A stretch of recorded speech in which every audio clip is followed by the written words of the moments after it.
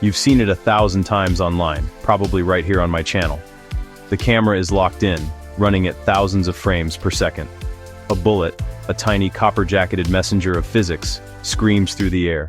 It's a blur to the naked eye, but in this super slow-motion world, it's a graceful, spinning projectile on a collision course with destiny.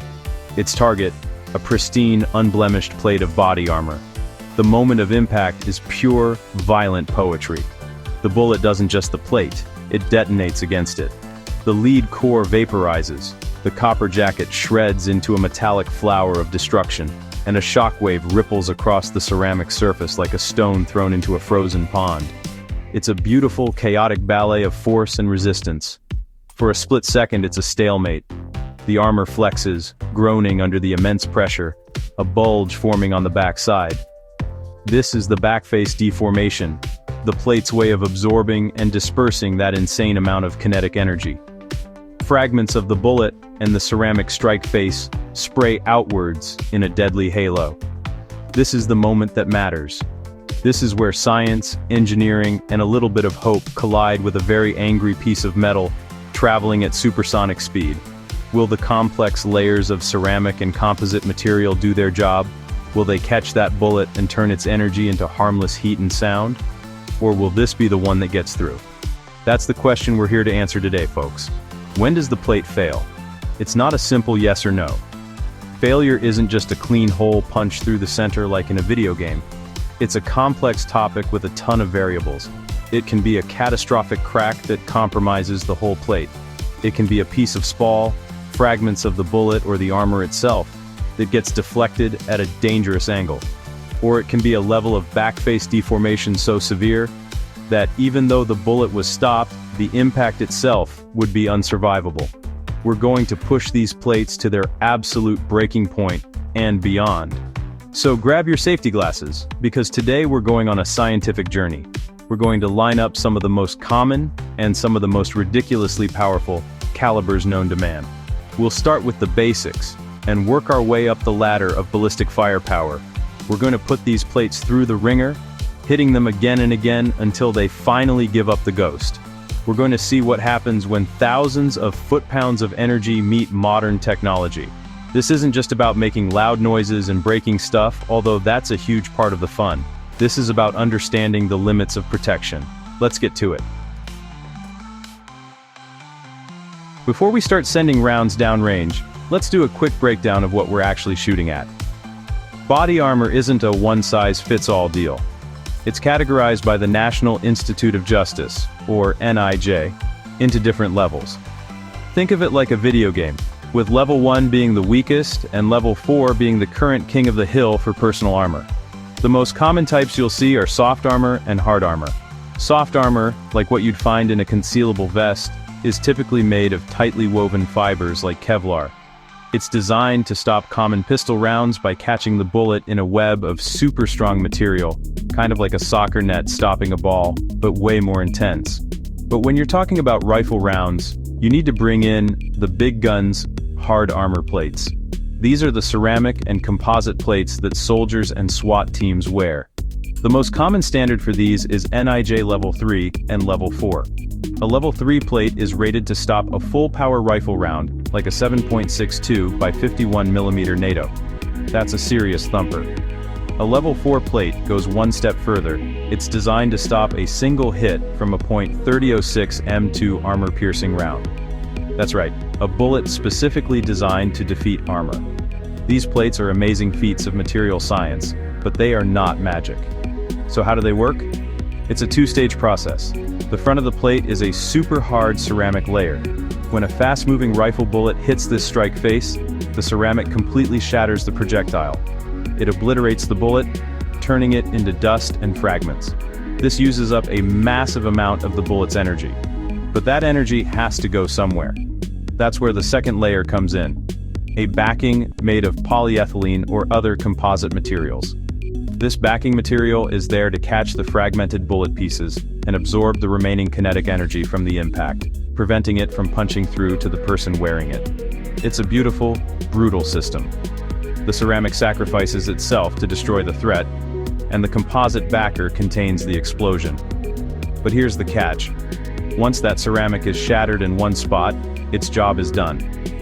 A second bullet hitting the same spot won't face that same hard wall. That's why multi-hit capability is so important, and it's something we're definitely going to test. The NIJ standard only requires a plate to stop a certain number of shots, and they are spaced out. In the real world, bullets don't always play by the rules. Now that you know the basics, let's see how they hold up in the real world. Alright, let's start the show. We're beginning with the basics, the bread and butter of the handgun world. We have a standard NIJ Level 4 ceramic plate setup, a fresh piece of armor ready for its first test. First up is the classic 9mm Luger, firing a 115-grain full metal jacket bullet. Out of a typical handgun, this little guy is zipping along at around 1,200 feet per second, carrying about 360 foot-pounds of energy. To a soft armor vest, that's a real threat. But to our hard plate, it's like throwing a pebble at a tank. The bullet impacts, and it just vanishes. A tiny chip in the ceramic face is all that's left. It doesn't even come close to posing a threat. Let's step it up a notch. Next in line is the .45 ACP, a bigger, heavier, and slower round. We're talking a 230-grain bullet moving at about 850 feet per second.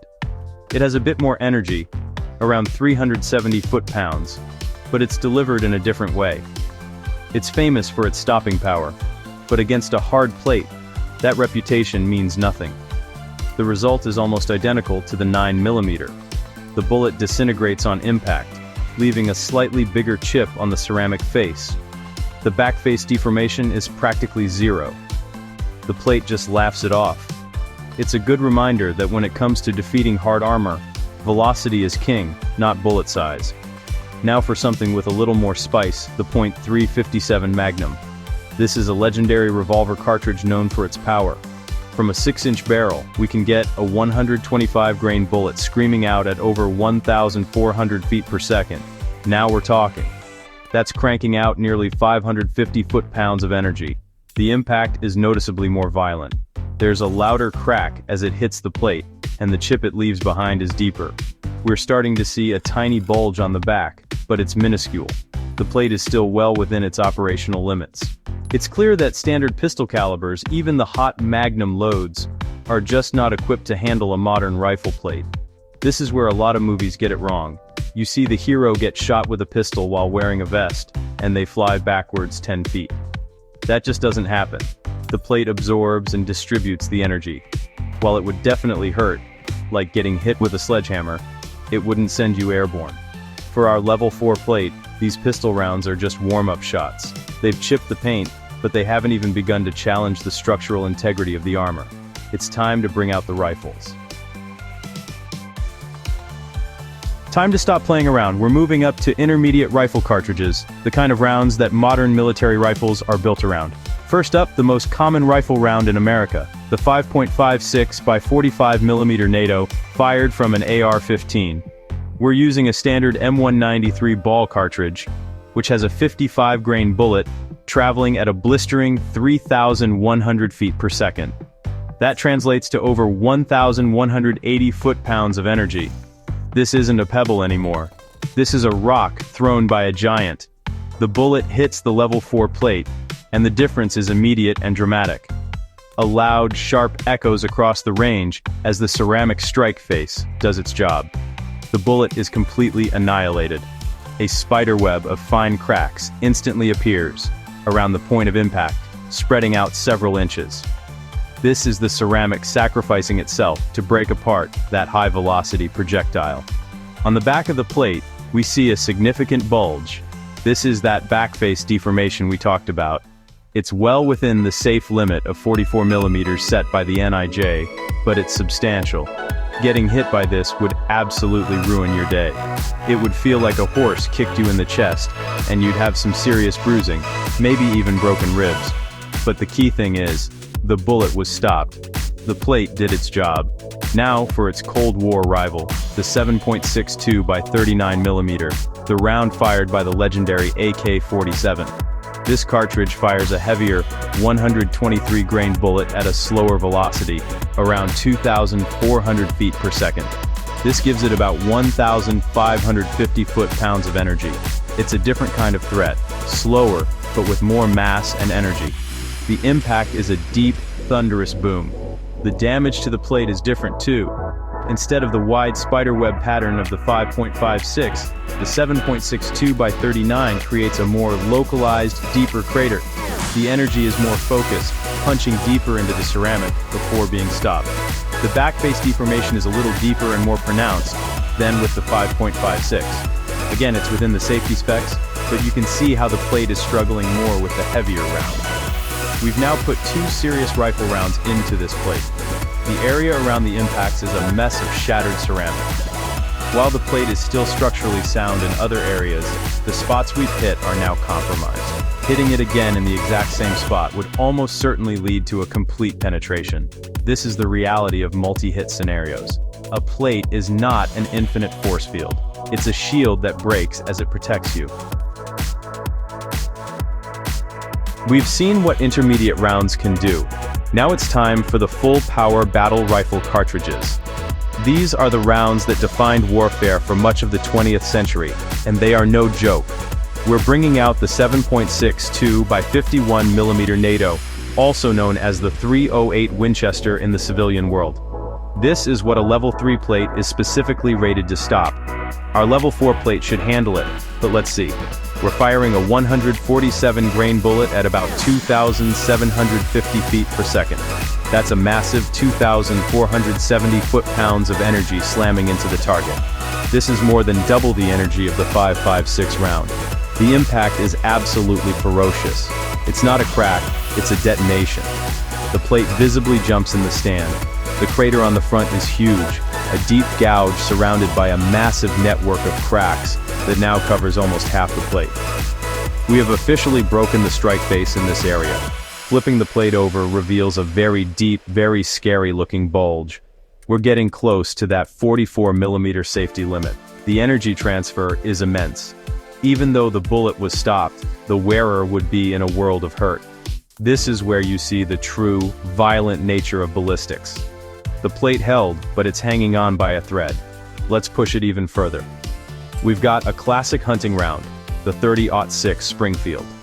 We're using a 150-grain soft-point bullet, not even an armor-piercing one. It's leaving the barrel at around 2,900 feet per second, delivering a staggering 2,800 foot-pounds of energy.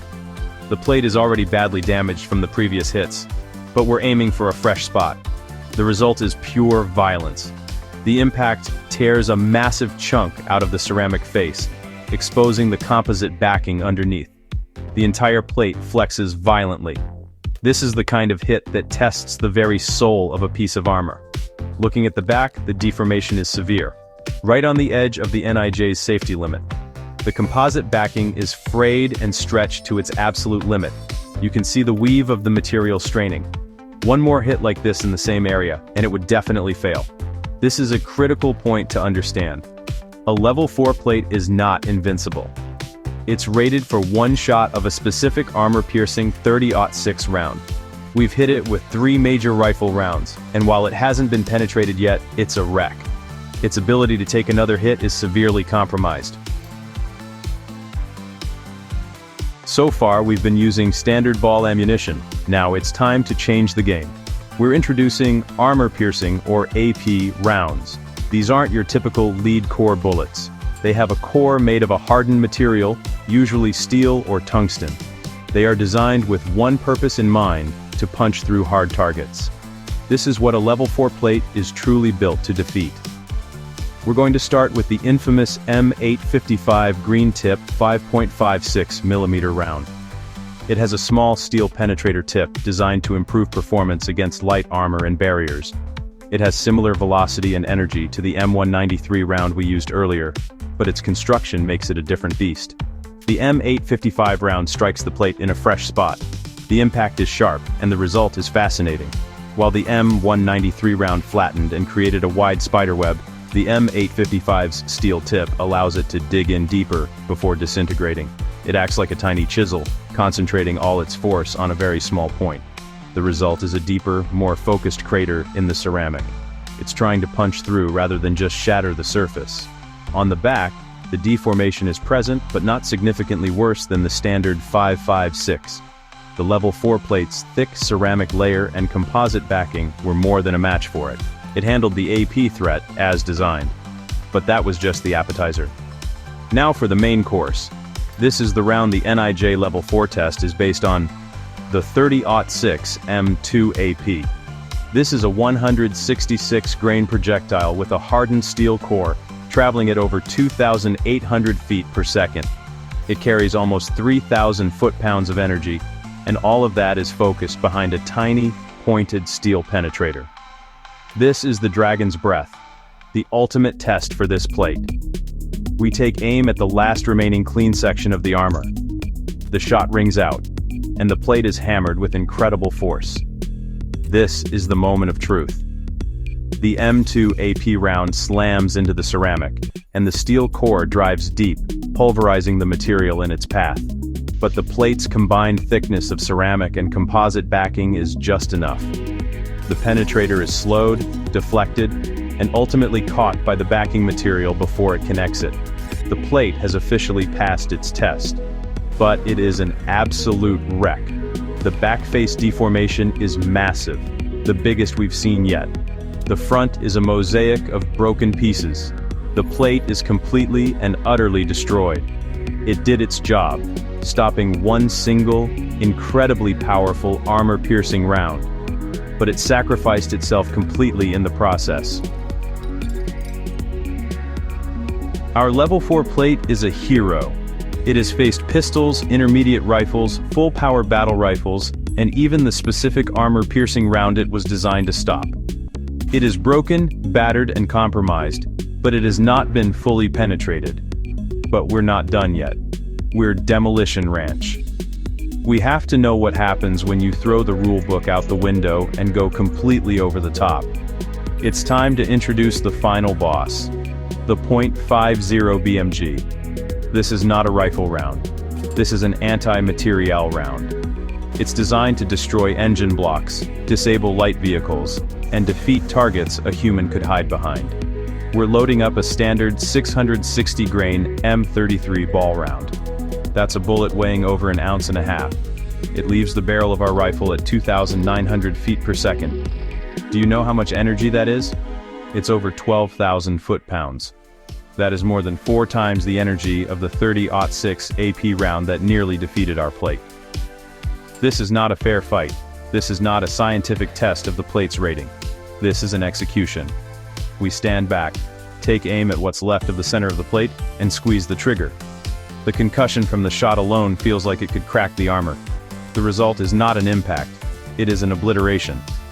The .50 BMG projectile doesn't get stopped, it doesn't get caught, it punches through the plate as if it were made of cardboard. There is no back face deformation because the bullet doesn't even slow down enough to transfer that kind of energy. It simply continues on its path, tearing a massive, jagged hole clean through every layer of the armor. The plate doesn't just fail, it ceases to exist in that spot. The remaining pieces are blown off the test stand and scattered across the range. It is total, catastrophic, undeniable failure. This is the most important lesson of all. There is always a bigger bullet. No personal body armor, no matter how advanced, can make you invincible. A plate that can stop a rifle round designed to kill a soldier is turned into dust by a round designed to kill a truck. The laws of physics are absolute, and a plate can only absorb so much energy before it gives up. The .50 BMG is a humbling reminder that protection has its limits. It's a spectacular end to our plate's life, and a perfect illustration of why understanding those limits is so critical. Let's talk about what we've seen versus what you see in movies and video games. In Hollywood, a hero can take a dozen rounds to their vest, get knocked down, and then get right back up to rejoin the fight. As we've clearly demonstrated, that's pure fantasy. Our plate was functionally destroyed after just 3 or 4 well-placed rifle rounds. The idea of a plate being a magical shield that can absorb unlimited damage is just not how it works. Each hit degrades the armor, creating weak points that the next bullet can exploit. 2 rounds in the same spot, and you're in big trouble. Another myth is the difference between civilian and military armor. People often think military grade means it's something special and unobtainable. The truth is, the technology is largely the same. The NIJ standards we've been testing against are primarily for law enforcement and civilian purchase. The military uses its own system, with plates called ESAPI, or Enhanced Small Arms Protective Inserts. These plates have similar ratings but are often designed with a greater emphasis on multi-hit capability against specific military threats. They might be lighter or have a different shape, like the shooter's cut for better mobility, but a level 4 plate is not fundamentally inferior to a standard-issue military plate. The biggest differences often come down to cost, weight, and intended use. Military contracts allow for the production of extremely advanced, lightweight plates that would be prohibitively expensive for the average civilian. A civilian might buy a heavier, more affordable steel plate, which has its own pros and cons, like a serious risk of spalling if not properly coated.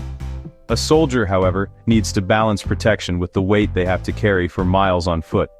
A heavy plate can be as dangerous on a 12-mile ruck march as a bullet is in a firefight due to exhaustion and reduced mobility. Ultimately, both civilian and military armor operate on the same principles of physics we've explored. They use hard materials to break the bullet and backing materials to catch the fragments and absorb the energy. There's no secret vibranium or unobtainium in a military plate. They are dealing with the same challenges of weight, coverage, and ballistic limits as everyone else. The key is knowing what your armor is rated for and respecting its limitations, regardless of whether it was bought online or issued by Uncle Sam. After all this destruction, after seeing plates shatter and bullets vaporize, we come to the final, most personal question: how much armor is enough? We've seen that even the best level 4 plate, the kind of protection you'd want in a war zone, can be defeated. It can be overwhelmed by multiple hits from common rifle rounds, and it stands absolutely no chance against something like a .50 BMG. So, if no armor can make you truly bulletproof, what's the point? The point is to drastically improve your odds of surviving the most likely threats. It's a game of statistics, not invincibility. For the average civilian concerned about self-defense, the threat profile is very different from a soldier's. The most common threats are from handguns. A concealable level 3A soft armor vest, which can be worn comfortably under a shirt, will stop the vast majority of pistol rounds you are ever likely to encounter. It's lightweight, low profile, and provides excellent protection against the most probable dangers. Is it enough? For most situations, absolutely. It's a practical, reasonable level of protection that doesn't require you to wear 10 pounds of ceramic on your chest just to go to the grocery store. But what if you want more? What if you're preparing for a worst-case scenario where rifles might be involved? That's where level 3 or level 4 hard plates come in. But this brings a new set of questions. Can you handle the weight and reduce mobility? Do you need front and back plates? What about side plates? Every piece of armor you add increases your survivability against bullets, but decreases your comfort and ability to move. It's a trade-off. A full kit might protect you from a rifle round, but it might also make you a slower, more obvious target. There is no single right answer.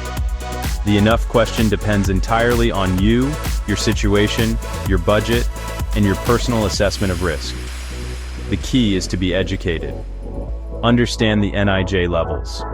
Understand the difference between soft and hard armor, and between ceramic, steel, and polyethylene plates. Know that every piece of armor has a breaking point. Body armor is an incredible tool, a modern miracle of science that can and does save lives every single day. But it's not a superhero costume. It's a tool with limits, and knowing those limits is the most important part of owning it. Thanks for watching. Demolition Ranch, out.